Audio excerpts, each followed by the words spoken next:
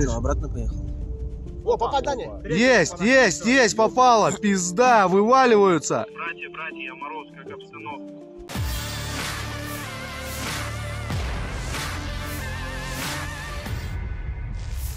Это не бэха. Rekaman detik-detik Смотри, pengangkut что это за personel хуйня. lapis baja Ukraina Нет, dihantam это как rudal это Rusia. Ramai американская beredar di залупа Telegram какая-то, pada D1 Kamis или что-то. 4 Mei 2023. Все, обратно поехал. Sebelumnya sejumlah pengangkut personel Ukraina merencanakan serangan di arah Orekovsky di Zaporozhye.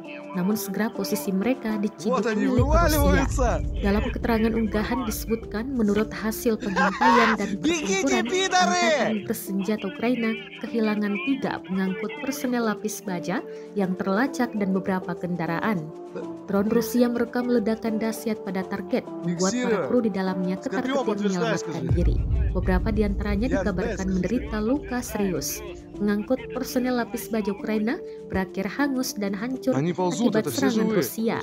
Dan diketahui perang yang terjadi di antara pasukan militer Rusia dengan Ukraina hingga hari ini, Jumat 5 Mei 2023, telah berlangsung selama 436 hari.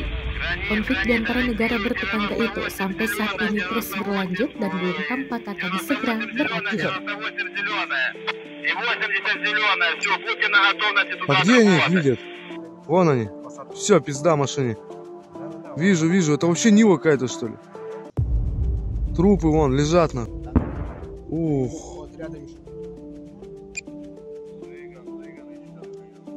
Вон они встают. Тащут раненого. А нет, еще, Чеху скажи, еще. Чех, еще разок. Они сейчас как его, затаскивают людей в соседнюю машину справа, которая. Вот, выбежал. Есть! Rusia melaporkan secara total 416 pesawat Ukraina, 230 helikopter, sebanyak 3.949 UAV, 421 sistem rudal anti pesawat dieliminir sejak awal operasi khusus. Dari kubu Kiev, Kementerian Pertahanan Ukraina melaporkan 650 tentara Rusia dieliminir dalam sehari terakhir. Total 192.590 prajurit Federasi Rusia meninggal sejak awal konflik hingga hari ke-435.